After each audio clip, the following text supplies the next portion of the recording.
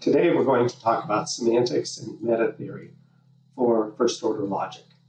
That means we're going to cover the semantics briefly for propositional logic as well as for predicate logic. After we talk about those things, we're going to turn our focus to metatheory, at least briefly. When we turn to metatheory, the question that matters is the question, how good is our logic? And we try to get a grip on that question, precisify the question, and then figure out what the answers are to it. There's another way in which we will look at how good our logic is, and that's to compare it with alternatives. That will be the next topic for the next section of the course. Let's talk first, though, about the semantics for propositional logic. Our semantics is going to use the language of models. So the first thing we want to do is connect what you learned about the semantics for propositional logic with our talk about model theory. The semantics for propositional logic is in the form of truth tables. So I'm going to rehearse that briefly for you in case you've forgotten or in case you haven't really studied logic yet. When we construct a truth table for a sequent or argument, what we do is we take all of the atomic propositions in the argument and we figure out all the possible combinations of truth values for those atomic formulas. We then have one line for each possible combination, and the entire truth table covers all the possibilities. The crucial notion here is that each line on the truth table is a model for the sequent. A model is thus an assignment of truth values to the atomic formulas when we're talking about propositional logic. The truth table gives us a complete listing. So suppose we have a sequent of the following form. The conclusion is P arrow R. The premises are P arrow Q and Q arrow R. That argument form is standardly referred to as hypothetical syllogism. It's probably one that you're familiar with, but it'll give us a good example of how we construct truth tables, what the process looks like, just for review purposes. So it has three atomic formulas in it. You can calculate the number of possible combinations of truth values for the number of formulas you have just by taking two, because there are two truth values, true and false. Take 2 to the power of n, where n is the number of atomic formulas. So here we have 3 atomic formulas, 2 to the third is 8, so we should expect 8 lines on the truth table. That is 8 different models for this sequent. We construct the truth table by listing all of these possible combinations of P, Q, and R. There are 8 of them. Now, since first-order logic is extensional, what that means is the truth value of complicated formulas is a function of the truth value of the atomic formulas. This extensional feature of first-order logic, by the way, is not true of other logics. So when we get to modal logic, and especially when we get to variants of modal logic, we'll find logics that aren't extensional. But first-order logic that you learn in your first logic course is extensional. So once we've assigned truth values to all the atomic formulas, the rest is just simple calculation. The simple calculation is done using the truth tables that you learned for each of the connectives. Take ampersand, for example. You know ampersand formulas are true in only one case, and that's where both of the conjuncts are true. Wedge formulas, disjunctions, are false in only one case. That's where both of them are false. All the other possible combinations give you true. And for ampersands, every other possible combination, except when both of the conjuncts are true, gives you a false. Similarly, arrow formulas, there's only one way for that to be false. True antecedent, false consequent. All the other possible combinations cannot true. For the tilde, negation, you just switch the truth value of whatever formula it governs. And for biconditionals, for double arrow formulas just say the two sides of the double arrow have the same truth value. So it comes out true when they're both true. It also comes out true when they're both false. In the other cases where they don't have the same truth value, the double arrow formula is false. Given the truth functional character of standard first-order logic, we can take the 8 possible combinations of truth values for the atomic formulas, and we can use them to calculate the truth value of all of the formulas in the sequence we were talking about, the hypothetical syllogism sequence. So for P arrow Q, we can calculate the truth value of it using the truth values for P and Q. For Q arrow R, we use those for Q and R, and similarly for P arrow R. The truth table that I have up on the screen right now is a complete listing of everything you need. And the way we evaluate a truth table like this is we're looking for cases where the premises are true and the conclusion is false. That's an invalid argument. Invalid arguments are ones that have counter models. A model on which the premises are true and the conclusion is false. This argument has no counter models. If you look at it, every case where the conclusion is false, there's only 2 of those, lines 2 and 4, is also a case where at least one of the premises is false. In this case, exactly 1. So there is no line on the long truth table for this problem on which the premises are all true and the conclusion is false. That means the argument is a valid one. How does predicate logic work? Well, predicate logic has a couple of things that make things more complicated. Remember, it has quantifiers, it has constants, and it has predicate letters. So our extension function, the function that calculates the truth value given the inputs that you've been given, has to do more than just assign truth values to atomic propositions. So what we do is we enlarge our category of atomic propositions. We now include as atomic propositions any formula that is just a combination of predicate letters and constants. So if you have a one-place predicate letter P and you have a constant A, P, A turns out to be a well-formed formula and an atomic proposition. It's an atomic proposition in predicate logic. If you have 2-place predicates, then you have to have 2 constants following the predicate letter. That's because every predicate has an arity to it. The arity of a predicate is the number of members of the domain, the number of objects that you have to cite in order to turn the predicate into a well-formed formula. In other words, into a grammatical sentence that actually says something. So in English, the predicate is read has an arity of 1. Some predicates, however, are 2-place predicates. They have an arity of 2. The predicate is a brother of. The predicate is a sister of. The predicate is a sibling of. All of those are 2-place predicates. So you have to cite 2 objects in order to turn is a brother of, is a sister of, into a complete thought, into a complete sentence. Is between has an arity of 3. You have to cite 3 objects. Columbia is between St. Louis and Kansas City. That's a 3-place predicate. Moving to arities higher than 3 makes it difficult to find predicates like that in natural language. But for formal purposes, we put no limits on the arity a predicate letter might have. The arity of a predicate letter is important because what the extension function assigns to a predicate is determined by its arity. So if you have a 1-place predicate, you just assign subsets of the domain, the set of objects that you're considering for your model. You just assign a subset of the domain to that predicate letter. Remember that one subset of any set is the empty set, so you don't actually have to assign anything.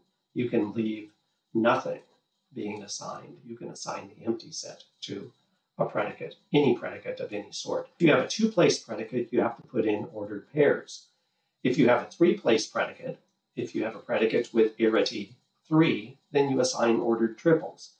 If you have a predicate letter with arity 4, you assign ordered quadruples, and so on for every predicate in the language or in the problem that you're working on. So, more generally, where the arity of a predicate is n, the extension function assigns to that predicate a set of ordered n tuples.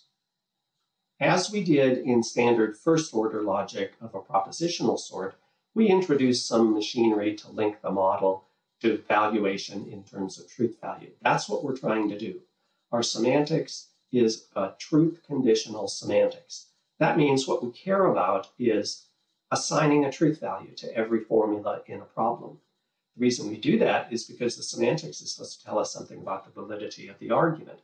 And a valid argument is one where there's no countermodel, no model on which the premises come out true and the conclusion is false. So that means our models have to do enough so that we can assign a truth value to every formula. So what is a model? Well, technically, a model is just an ordered pair. It consists of two things, a non-empty domain and an extension function.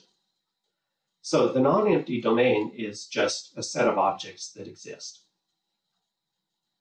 The extension function is what we've been talking about. Now, in the Cider book, Cider calls the extension function an interpretation. So sometimes I'll use that language. More generally, I tend to use the language of an extension function. But when you read Cider, if you see him talking about an interpretation, he means what the extension function is doing. So there's going to be some terminological differences between the Cider book and both my notes and what I say, but it shouldn't be confusing to you. You just have to keep track of what you're doing. So what you're looking for is a domain, set of objects, and then some assignment to the predicates involving the stuff that's in the domain. You can call that an interpretation of the predicates or the extensions of the predicates, it doesn't matter. It's time to pay attention to the symbols. So we're looking for a truth value.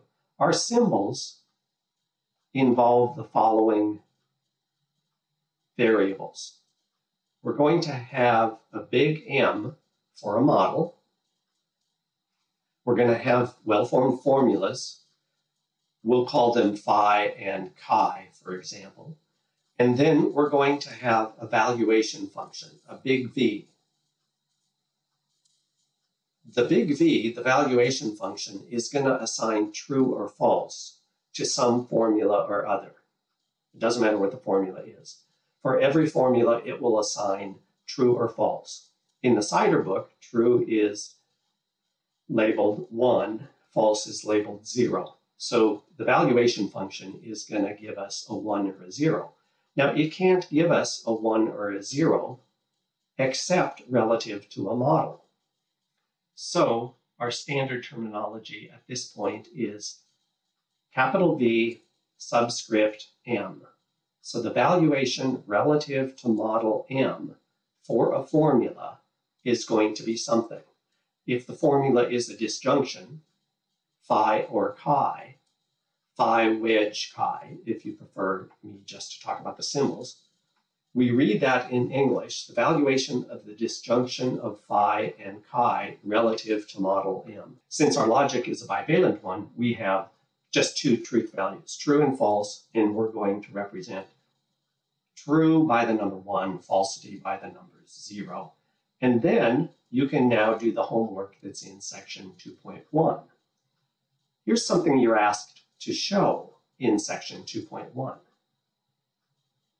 The valuation relative to model M of phi or chi is 1 if and only if either the valuation relative to the model for phi is 1 or the valuation relative to the model in question for chi is 1.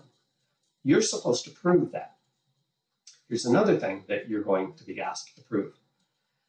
The valuation relative to the model for a biconditional between phi and chi is 1, if and only if the valuation for the first is the same as the valuation for the second. That's what those symbols say.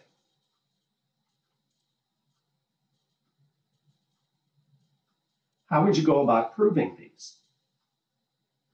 Well, all you have to do is cite at this point the information from the truth tables that you know about for wedges and double arrows. and you describe what that truth table tells you. So one way to do it is assume the opposite.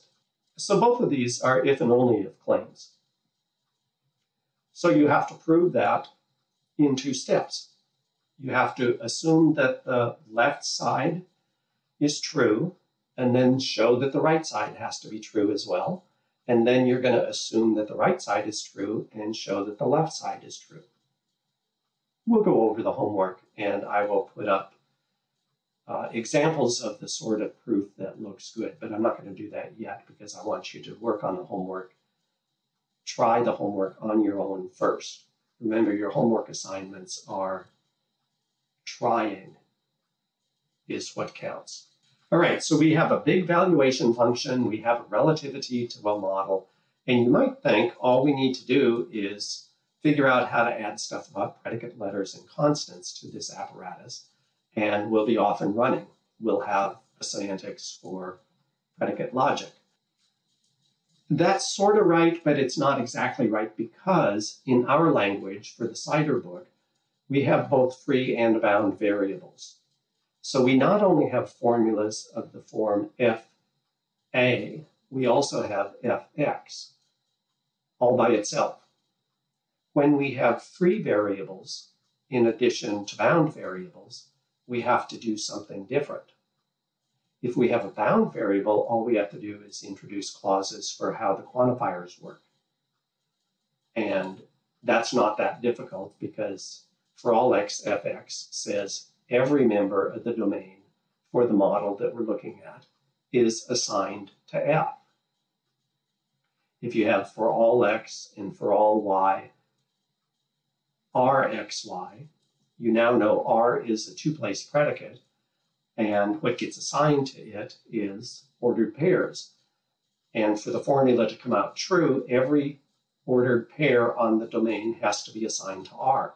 That's not complicated, it's not difficult. And the same thing goes for existentials. And existential, if you have ex, fx, that just tells you something in the domain is f. So you should expect the truth conditions, the valuation function, to say that formula is going to come out true when some member of the domain is assigned to f. That's exactly right. Same thing will happen for ordered pairs. You'll have to have at least one ordered pair in there if you have 2 existential quantifiers out front. But what are we going to do with these free variables? We can handle everything we need to with what we've talked about to this point, except these free variables. We could try to get by without free variables. There are ways to do that, but we're not going to do that. And the reason we're not going to do that is because part of what you're doing when you set up a logic is you're trying to capture what mathematicians are about. And mathematicians have free variables all over the place. The way they talk, the way they write. So we want our logic to be sensitive to the need for free variables when you're doing mathematics.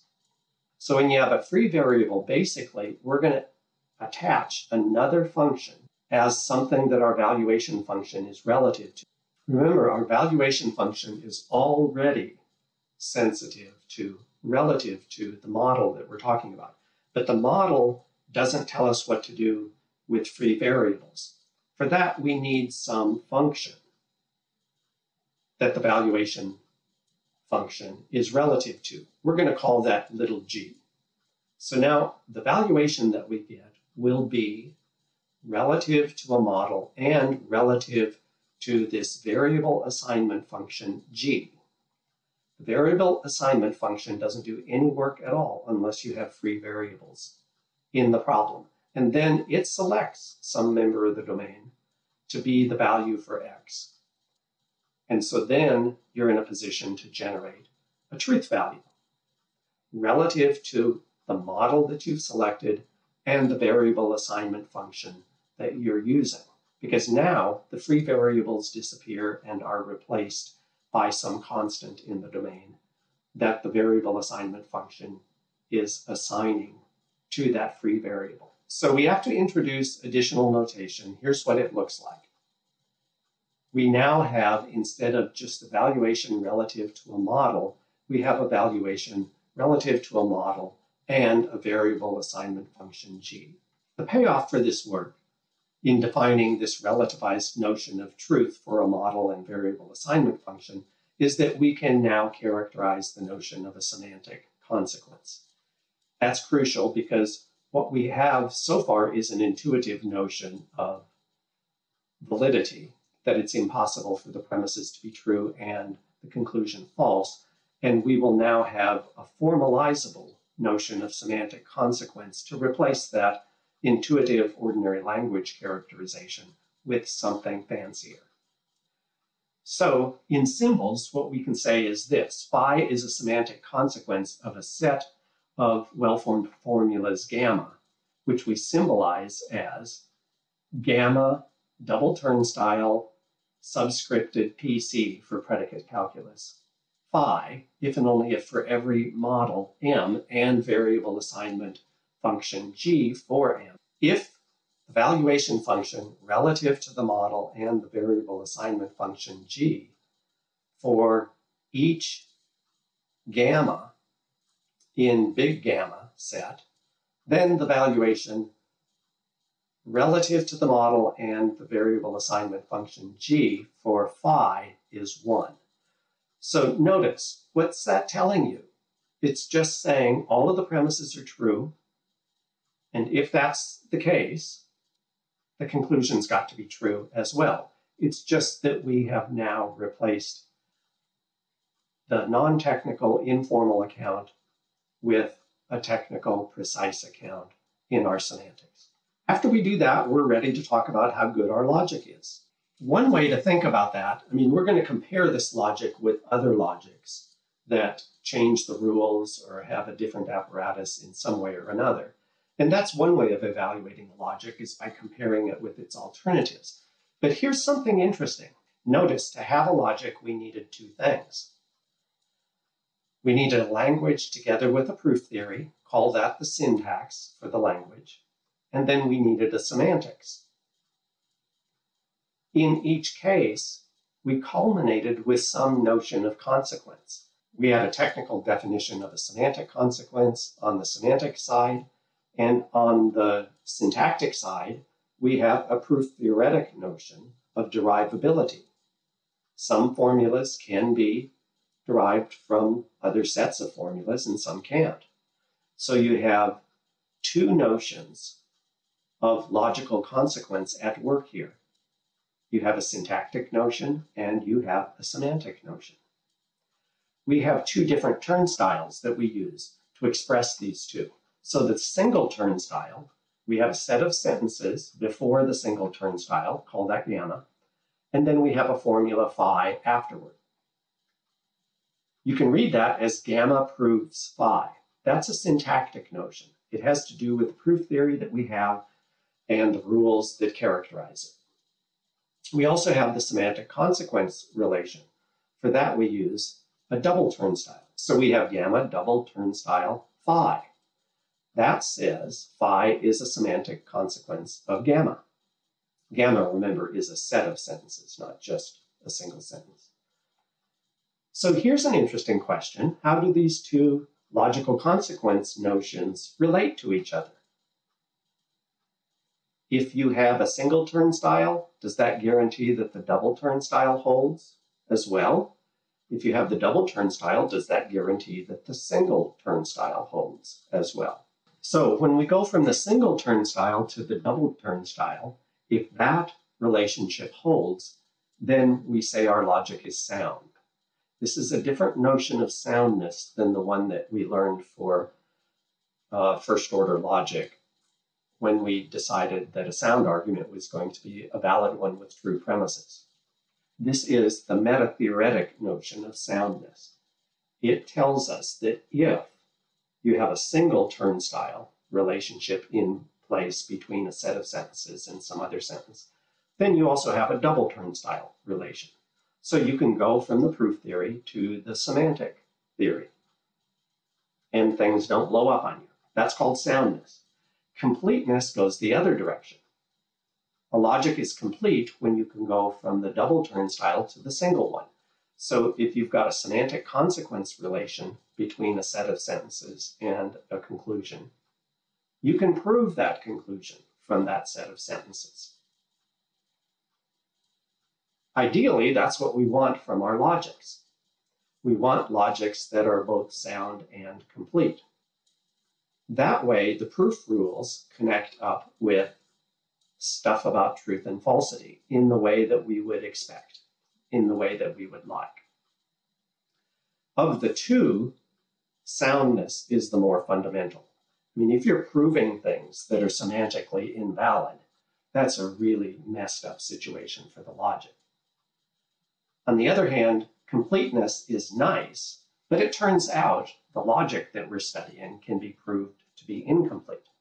This result was proved by Kurt Gödel in the 1930s, and it's one of the most important developments in the history of logic ever.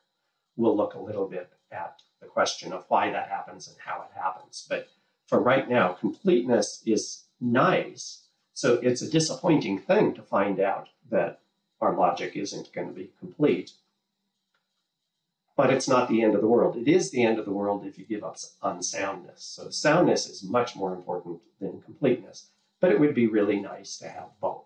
So when we engage in metatheory, we have to be able to prove some things. And the way we do that is we reason in ordinary English about the technical machinery that's in front of us. In order to do that, we reason using two primary techniques. The first is pay attention to the definitions. You reason by appeal to the explicit definitions that our semantics developed for us. So we have a definition of evaluation function, we have a definition of a model, we have a definition of a variable assignment function. The truth tables for each of the connectives are definitions of the connectives. So you reason by explicit definition quite a bit of the time. That will be useful in doing a lot of your homework. The other thing that we do, though, is we reason using the notion of mathematical induction. Mathematical induction will have to wait till another day.